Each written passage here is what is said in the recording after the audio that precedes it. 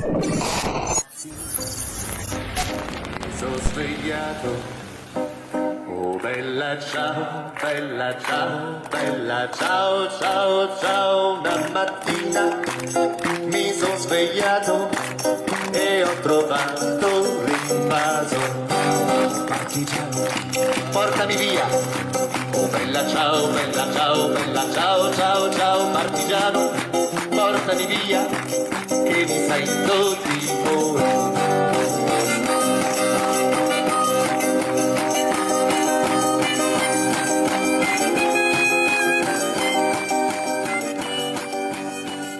All right, welcome everybody to this Rad Pod breaking news special. This is a special Father's Day edition. We of course have our friend Jen Senko with us. She is a filmmaker and author. Her very important film and book, The Brainwashing of My Dad, will be the subject of today's breaking news special. And since we last saw Jen, so much has happened that we thought it was very important that we do a recap, and we also have some action steps everybody can do. But Jen, what did we just see there? What was going on there?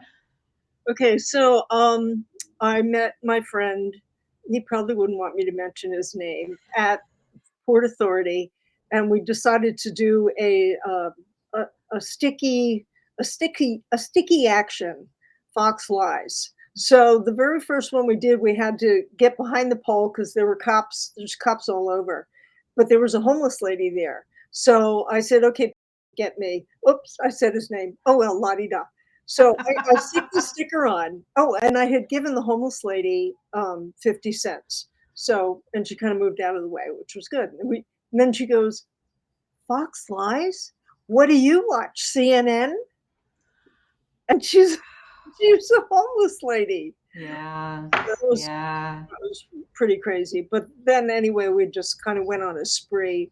You know, I kind of like, wow, this is really fun. And, you know, sticking on the back of buses and poles and even even my friend who's a little timid usually, he got into it too. Let's talk a little bit about guerrilla activism. I come from a long line of activist friends in Los Angeles and artists who do all kinds of what really is guerrilla activism. I think what's so important about what you do, your documentary, and everything that the groups that your film actually has inspired you is that you're not waiting for a superhero to save you. You literally are going in with groups and communities of people to try to force the changes that are so necessary for our democracy to continue. So, sort of describe some of the other things that you've done along the way, and then we're going to jump into our Father's Day conversation. Well, I don't remember if I mentioned this in her last interview or not. If I did, forgive me. But during COVID, when everybody was indoors, people would contact me from different various groups and say, "Can we share your film?" And I, of course, I'd say, "Yeah, sure," and then do a little talk.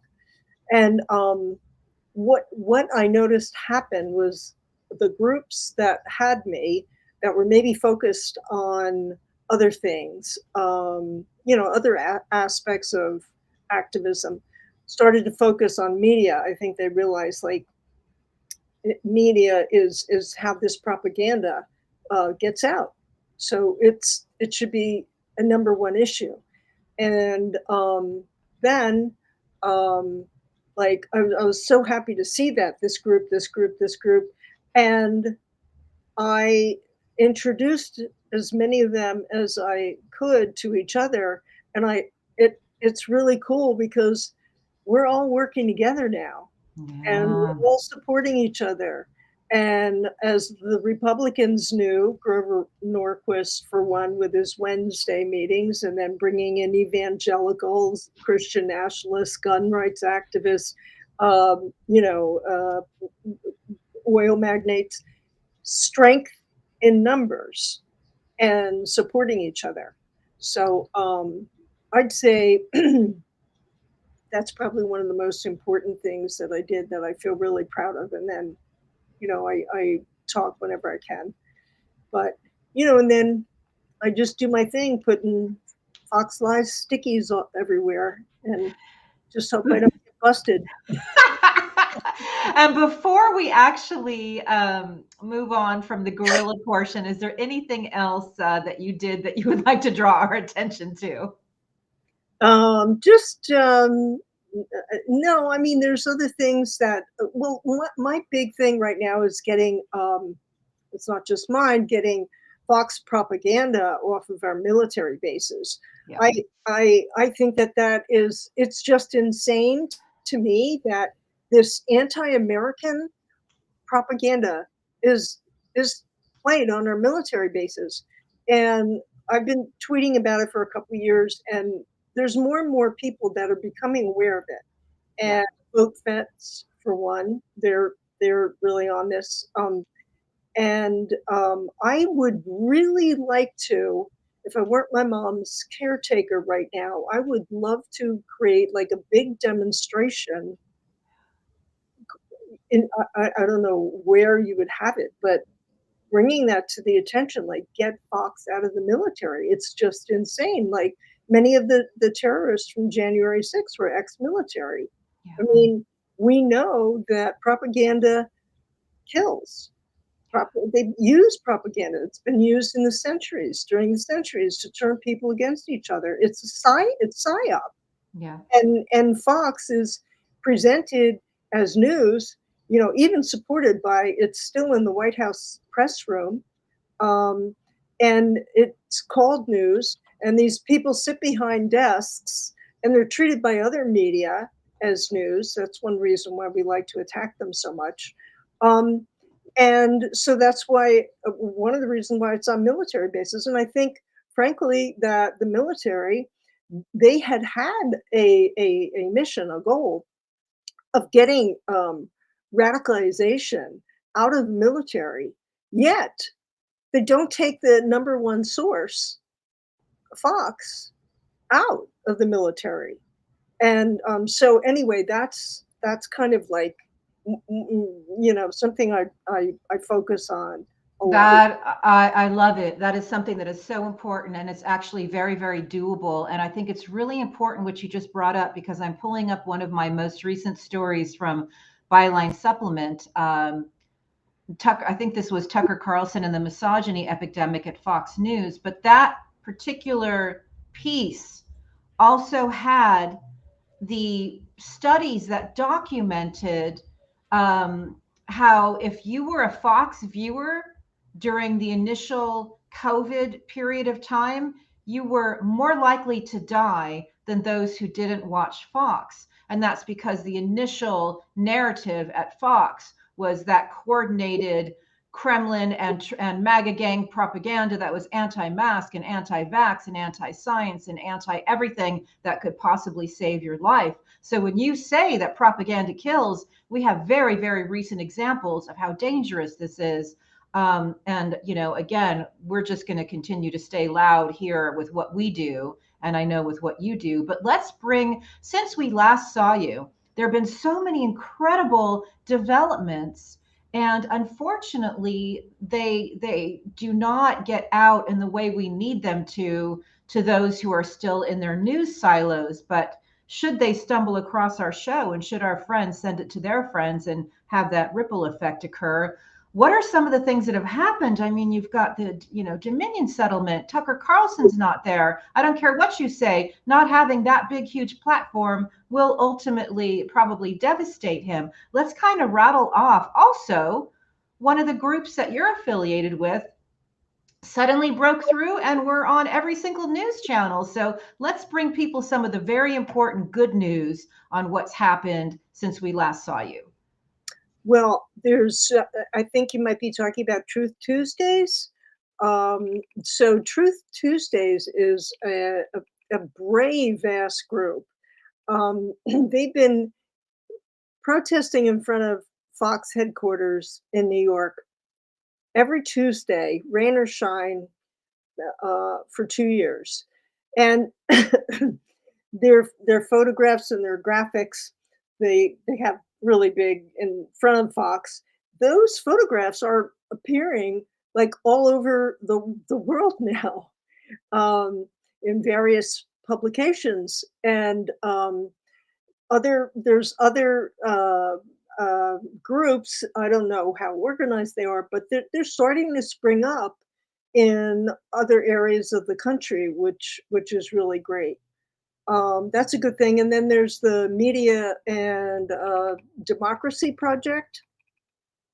They oh my God, they have a really comprehensive bi-weekly meeting, every 2 weeks on Mondays, and they have all these actions you can do, and in the middle of the meeting, they stop so that everybody can do an action.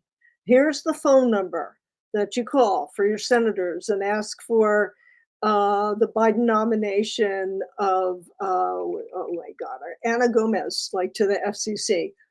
Call now, and they all do that, and so that's really good. There's a lot of those right now that have come up all over. Uh, Yeah, and let's talk a bit about, because we last talked to you before the Dominion lawsuit settlement, but let's talk about what that exposed. And honestly, Fox's ratings have been down, so there was an impact. Can we talk a little bit about that? yeah, I mean, you can actually say now Fox lies and have it have it be documented. But Fox was sued by Dominion for putting forth the big lie that Trump's election, was rigged in favor of him. Um, in fact, he was the one, and they were the ones trying to do the rigging, and they smeared Dominion, this voting machine company, um, over and over and over and over again. And Dominion won, and they settled for $787 million, which is just unheard of. They do get to deduct some of that on their taxes. Uh, uh, but still, this is why, I'm sorry, jumping back to the military thing, this is why I feel like we have extra ammunition, no pun intended, in asking the military, like, yo, get Fox off your Air Force's airwaves. But now what's coming up soon is Smartmatic, which is the other uh, company that they smeared, voting machine company. And I think they're going in for the neck, like they're going in for the kill. I think that Dominion asked for, no, yeah, Dominion asked for, I think, 2 billion, was it? Something like that. And then um, Smartmatic is asking for a lot more than that. I don't recall right off the top of my head. Maybe it's 7 billion. But apparently they're just, and then of course, like after that, now there was Trump's arraignment, which is just astounding. We all kind of, like, Jack Smith turned out to be what we hoped Mueller would be, kind of just a really silent badass. And um, I mean, we're a little bit worried because of the judge that's Yeah, over the case now. Uh, right. we'll There just, are there are appeals. Should she not follow the law, there are actual processes and appeals that can be implemented. But you just reminded us of something very important when you talked about the big lie. And I think this is very critical for our viewers because it's very cynical. It was revealed in the text and email correspondence within the Fox staffing and anchors that they did not believe the big lie. And it is so cynical that, and we have lots of documentation of this over the years, that these guys are actually what Jim would call LARPing, live action role playing. They're playing these characters, they're playing these roles for lots and lots and lots of money. And I think it's very important that one of their biggest uh, what I call an anchor hack. One of their biggest, hosts is no longer on Fox. And can you talk a little bit about that from your experience of having had a father who was brainwashed from this ecosystem? What it means to not have Tucker Carlson doing his shtick to millions of people every night? Well, Tucker Carlson was the worst, and also his manner. I mean, there's all kinds of tactics that they all use, and a lot of it was taught by Roger Ailes, who studied Goebbels, by the way. Um, but uh, with Tucker Carlson, he kind of had his own. He had this silent, like he just was so harmless, and asking questions, and in a way that made it more heinous. But his it's like he took it to the next level. You couldn't believe that it was at the level that it was at, but he took it to the next level, and just he helped propagate this uh, the fear of the LGBTQ community, and this lie that they're grooming children. So he was really bad. But another, I'm not sure if I think that I heard that Dominion, that was may have been one of the things that they wanted. I don't know if you heard that. I think I just read that recently. Did you hear that? No. No, no, and I almost view anything that comes out of Fox when they're giving their reasoning as the same way I view anything that comes out of the Kremlin, anything Yeah, I view that comes out of RT or any of the yeah. propaganda stations, Newsmax, anything that Prigozhin's doing on his unreality show. I view all of it with the jaundiced eye because we really don't know because they lie. Fox lies. Fox is on the record as lying. These are all liars. They're all part of a lie factory, whether it's a Russian state lie factory or an American, a lie factory as instigated by foreigners. I mean, Rupert Murdoch, is not from America. Elon Musk, who's done the Twitter operation, not from America. These are people who've come in and are actually have created incredible lie factories. Hi-fi. I would like to point out that recently Fox News had a chyron that said, well, it called Joe Biden a wannabe dictator, right? And Fox's response was, "Oh, we fired the guy who did that." And it seems to me like there should be an entire chain of command responsible for that message. You know, calling our president a wannabe dictator, that's walking an incredibly fine First Amendment line. It's insane. It's absolutely insane. As somebody who was in the Fox ecosystem for many years at a local Fox affiliate, by the time I left, we were all one man bands and doing our own chyrons. So again, whatever story they tell, apparently it was some Hannity leftover, but from all we can see. So okay, let's just back up for a second, Jen, because we have you here. So this is really important. Yeah.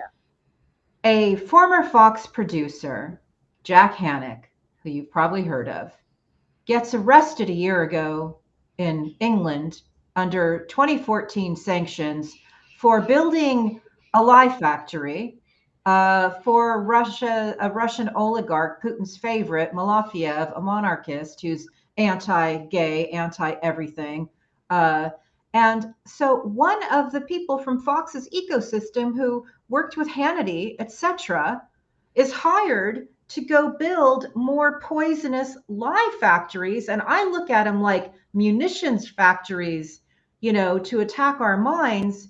And he's not only building it in Russia with Sarsgrad, which is a Dugan platforming type of station where Alex Jones was on and all those shitheads, but also expanding it into Eastern Europe before he was arrested. And we don't hear about him. But my hope is that he has something to trade up with and that we can finally get some justice, because what's been done to fathers like ours, and we know this is a national, if not international problem, is an incalculable harm that's been perpetuated, on millions and millions of families. Yeah, and building on what Hi-Fi said, um, I wonder, like, did Fox tell its viewers we fired that guy who did it, or did they just, um, tell Biden and the Democrats, "Oh, we fired him." The the viewers don't know that they fired him, so they go on believing these lies, and it's very harmful. So what I would like to do, Hi-Fi, is I want you to cue up that clip that we're calling colloquially the storm, where Jen takes kind of a zoom out view of what all of this propaganda has done. Let's watch it now. The idea is to terrify and terrorize the audience during every waking moment. When people are afraid, they don't think rationally. And when they can't think rationally, they'll believe anything. Fox News is built on this formula of just getting people really, really angry. It's this phony outrage machine. Particularly on Fox News, I mean, they really are actors, acting about how outraged they are. Give me one damn program. Anybody else a little pissed off by that? Obama attacks America. I'm more angry about it than you are. I've told you that you need to be afraid because they are coming for you. ISIS coming into America, I would bet my life on the fact they're already here. And I have caught these people before, and I've seen Korans, prayer rugs, you name it. They're already here. A self-styled militia patrolling the Mexican-U.S. border contacted Breitbart.com and relayed the discovery of the rug Monday night just south of the Sierra Vista in Coronado National Forest. You want to know what it turned out to be? An Adidas jersey. ISIS. I mean, they're here. They're here. You think they're here? Oh yeah, absolutely. I think they're waiting for the whistle to blow. They're going to come out and take over. I think that's what this country? I think they will. I really think they do. I'm scared for the country. The effect of bullying is simple. It operates on two levels. One is it shuts the guest up if they're making a point that the bullier doesn't want the audience to hear. Is Hamas, what part of this can't you get through your thick head? Is Hamas a terrorist organization? An orbital eye socket fracture. Okay. And eyewitnesses say that Michael Brown charged at him. You weren't there. Oh, I'm sorry. I believe you cut my mic off. And two, the fake outrage makes the bullier look justified as they try to shame their frustrated guest into silence. Understand, you've got an agenda here. We just think that the American people ought to know. Our agenda that is to we very report the news specifically fair and have a plan balanced, to Bill. help the I middle understand class you and don't grow like the it, entire and sometimes economy. your candidate has complained Okay, go about ahead. it. But that's I what we're going understand to you don't like do. getting You may interrupted, have but the go rest of ahead the and media interrupt me. in the That's fine, tank, Megan. but Fox News reports it straight, fair and balanced, as always. Bill Burton, thanks so much for being here.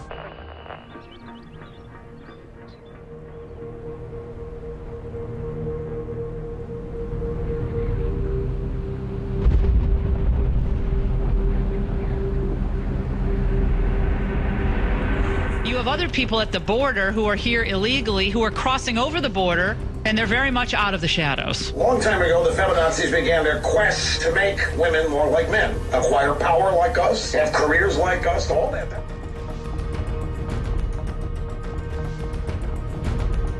Believe scientists? No. All flights from West Africa should immediately be discontinued. These guns don't fire themselves. Don't we have to deal with mental health, parenting?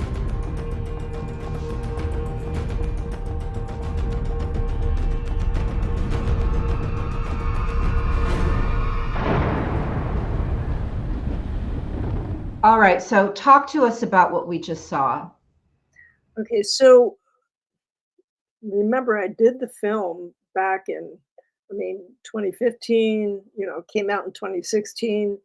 But what I saw was the effects of all this propaganda. And I remember just saying, what has it wrought? Thinking like, okay, ringing the fire alarm, people will understand the danger that this propaganda puts out, anti-immigrant, pro-gun, and then speaking of pro-gun, the another big lie was saying that Democrats want to take your guns, and that's how they got all these gun nuts, don't tread on me. Um, and we have mass shootings and all that. So I just felt like that was the culmination, like that was the storm. That was like, this is what's happening, and it's going to get worse unless we do something about the media. But I have to say, both the parts of the left and the right didn't really want to touch it. And I understand why. I think it's the fear that it's the First Amendment and then who will control it. So there kind of was this big hands off movement. And I just felt like there was more that we could do, like get the smartest people in a room in a room together and figure it out. I mean, after all, Germany and other places have managed to kind of keep a lid on their hate propaganda. Yeah, they have rules against hate speech. We talk about that all the time. They know what this kind of rhetoric can do. It can lead to genocide. Let me read one thing, Hi-Fi, and then I want you to jump in. So you and I did an article together for Byline Supplement, How I Lost My Father to Fox News. And you say here, I think of all the harm Fox has done to families, individuals in our country, they played their part in instigating the January 6th insurrection with their stochastic terrorism. They were responsible for so many deaths as they downplayed and lied about COVID and the vaccines. They drummed up racism, downplayed police violence against Black people by blaming Black people, resulting in this pushback against wokeism.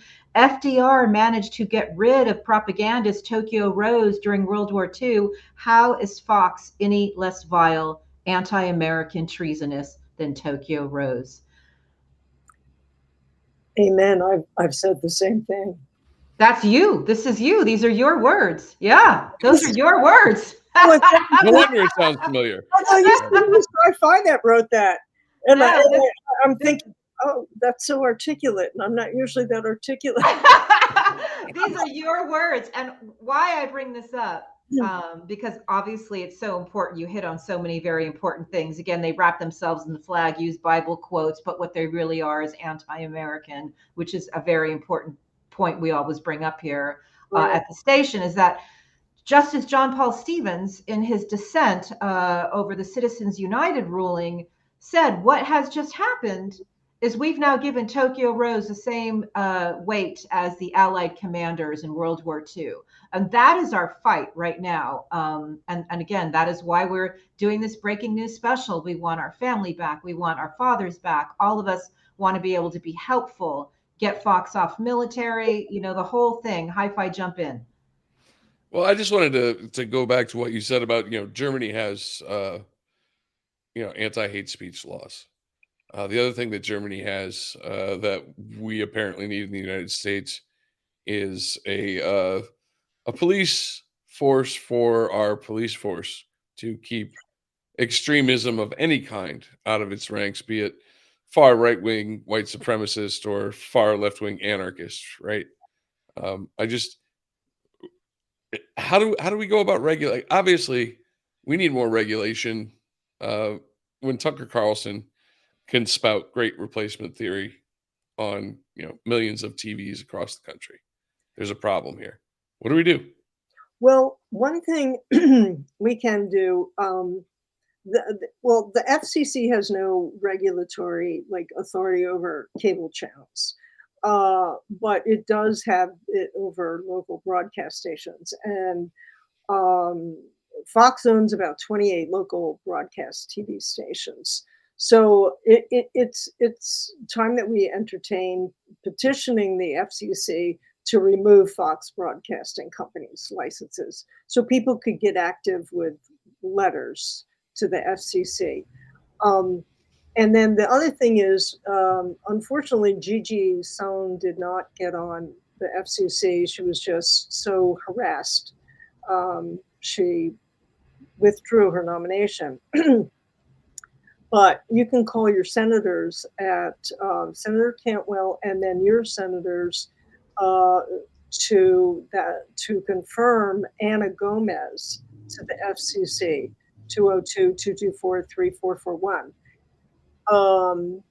And we can have that number up later. But I think that a lot of discussion may actually be needed on the left to come with some kind of consensus, like, hey, like, look, if we make a regulation that you can't lie, for instance, in campaign ads, like, how would that jeopardize our freedom of speech?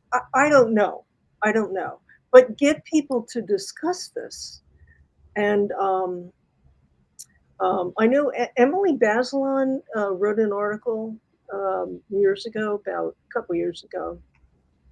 And I heard her actually and Ellie Mistal once talking about regulation. They were all, on the left, and they were kind of having an argument like, no, you can't have any regulation. Yes, you can, you have to. So I'm kind of like in the middle. I feel like, yes, we have to. We're losing our country.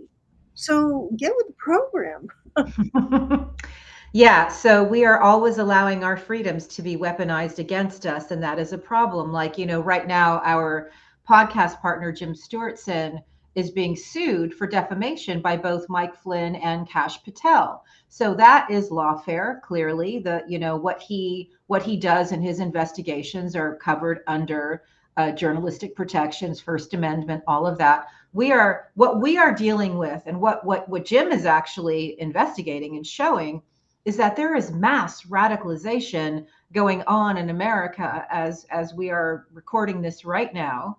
They are in coordination with Kremlin organizations, the fossil fuel funded dark money groups here in America, the Christo-fascists. They've all gotten together and they've come up with quite a full court press on how to cultify American minds. And that is completely different when we are dealing with cult techniques, cult leaders, false narratives, all of this insidious stuff being planted. That's a different thing. That is like carpet bombing minds of Americans. It's a different thing.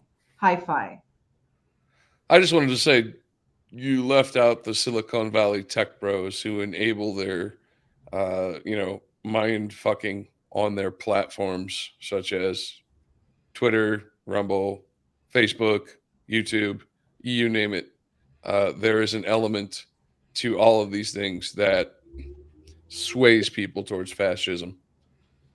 And that's our fight, and how we deal with that under the laws that we have now is what we have to solve.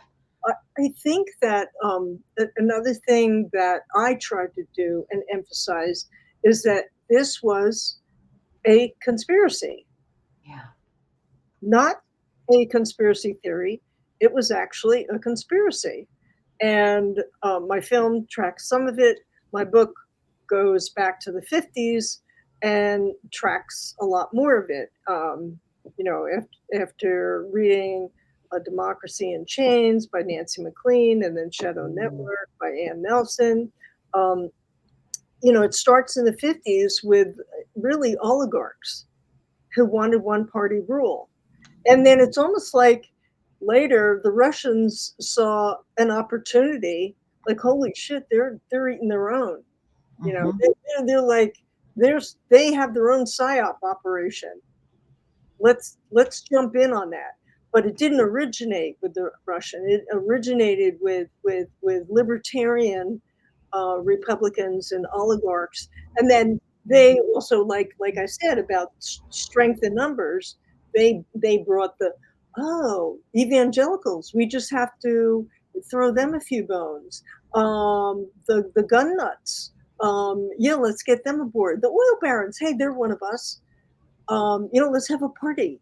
So that's the thing that I feel is important in understanding, like for a background, for war, to know that this was purposeful. It wasn't organic. And that helps you to understand the propaganda. Right. Thank you so much for that. That was so incredibly beautifully articulated. I don't think we've ever had anybody articulate it quite that well on this show. I'm going to read you. We're behind enemy lines on Twitter, so it's not usual for me to get a viral tweet out anymore, but I'm going to read you one that I put out yesterday that did go viral, and I think you'll understand why when I read it. In revisiting Watergate, domestic criminals broke into the DNC on behalf of Nixon, and a pair of brave journalists followed the money, ultimately forcing Nixon to resign. In Trump Russia, Russians broke into the DNC on behalf of Trump, and U.S. media helped the Kremlin destroy Hillary Clinton. It's like it's a different media ecosystem now. All those pieces were in play that you talk about. It's part of a long game. And yes, by the time the intersection with the world family of Congress and the Council for National Policy and all that, Kremlin Christo-fascist broing down happened, it was much later. But it's like, look how far the Fourth Estate has declined and eroded. And at the same time, U.S. media was helping the Russian military destroy ultimately the most qualified presidential candidate we've had in recent history, Hillary Clinton. At the same time, in France, the media was like, oh, the Russians hacked Macron. Okay, we are not going to report on that. They actually have laws that regulate what the media can do in the months preceding an election when something like a hack comes in. So they didn't destroy Macron. The media backed off and said, no, we know that we are being attacked. And they didn't pile on. Here in America, everybody piled on. Now, they may not immediately have known that this was Russian military, but it was revealed quickly enough. And it was revealed in real time. And, but her emails, for fuck's sake, all these years later, when we actually have now Trump, as you mentioned earlier, being indicted under the Espionage Act for what I believe is, spy traitor con work. One thing I would like to point out, in case anyone's been paying attention to the right-wing media ecosystem, is they're actually trying to bring Hillary's emails back to what about Trump's documents case. And again, I would remind our audience that the Rosenbergs were executed over a documents case. So keep that in mind. Yeah. I mean, it's just ironic. Like it's like ringing a bell, and you have a reaction like Hillary. They mention Hillary and they begin to salivate already. Yeah, that's right. Pavlovian psyops. Yeah, no, that's right. Exactly. That's right. Shortcut. It's called heuristics. It's a shortcut in your thinking. It's so important that you bring that up. It's something that Jim has just taught me recently, that in order to radicalize people, you have to keep on feeding them, because if you stop feeding them, they will start to come back to themselves. It's like an addiction where you constantly have to deliver, the poison. And amplified in my movie. Yes. Which I know you. Yes, which we're going to talk about. That's how we're going to bring this home, because this is a Father's Day special. And even though I lost my father, and we have many members of my Substack community, Betty Dangerous, who are with spouses who are in the ecosystem of Fox and they're having troubles, we are going to talk about what your mom did to actually save your father before the end of his life and bring him back to his beautiful self, which essentially was a loving liberal man. I just wanted to point out what you said, though, is that if they say Hillary's emails, or they say Hunter Biden's laptop, or they say, woke, or they say CRT, or they say, trans, whatever. There's all of these words, these propaganda words that are planted that feed the addiction of this outrage. And so it's very easy. It's Hannah Arendt wrote about it. When you can't win on facts, you go ahead and you question the motive. So immediately, the first response coming out of the dark think tanks that write all this script and all these bullet points and all these narratives is we're going to deflect the seriousness of Trump's espionage charges and his vast criminality. And the GOP, of course, is engaged in a massive cover up for January 6th, but we're going to deflect with Hillary Clinton, Hunter's laptop, Hunter Biden all day long, Hillary Clinton. We're going to have junk legislation against Adam Schiff, whatever it is. They're just going to go to their greatest hits. I'm surprised it's not Pelosi all day long. It's like you just said. A sock drawer. Pretty soon they'll be bringing back, Gamergate, Wienergate, all their greatest hits, because that's all they have. All they have are their lies, which brings us back to your wonderful guerrilla activism. And can you please tell us, because again, we hear from people all the time on this show, and I know you hear from people all over the world who've seen your film. How did your mother manage to bring your father back to his beautiful self, to escalate that outrage addiction that so many of our fathers have, succumbed to?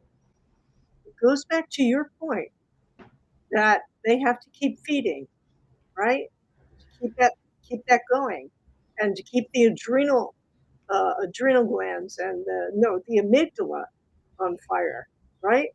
And you remove the source, you remove the media, and the person can go back. I would like you to go ahead and help our viewers know the very simple things that they can do to bring their loved ones back from the brink and this horrible outrage addiction. Right. So the first thing that happened was my father's radio broke in a move to a senior community, and he was addicted to Rush Limbaugh. All 3 hours a day, he would sit, drink a beer, eat his lunch, belch, and listen to Limbaugh. And then when he found Fox, he'd have Fox on at the same time, but he'd mute Fox for Limbaugh. Anyway, the radio disappeared immediately. There was some change in his personality, positive. He was less agitated, less angry, a little more mellow. Then the second thing that happened, and this was over a period of time, my mother got a new TV for the kitchen, and she programmed the remotes, and he couldn't tell what the fuck was going on with the remotes. So he just watched what she watched, and then another time he went into the hospital for a kidney stone. So he was gone for about a week, and she started weeding out his emails, not just deleting them, but unsubscribing him, because they were a venue for poison as well, and in some ways more insidious. And then she started subscribing him to more progressive emails like, Truth Out, Reader Supported News, Alternet. And then one day he was, after lunch, when he was watching Obama, and he just said, I like that guy, which I knew he would. I knew he would if he just listened to him without all of the propaganda. He hadn't been prejudiced in life. We were taught not to be. Like, no, you treat Black people with respect. And then he became prejudiced, which pains me, as you know, Heidi, to say, right? It's painful. But yeah, you remove that poison and the system begins to heal. So beautiful. Jen Senko, I am so grateful that you spent Father's Day with us. Thank you.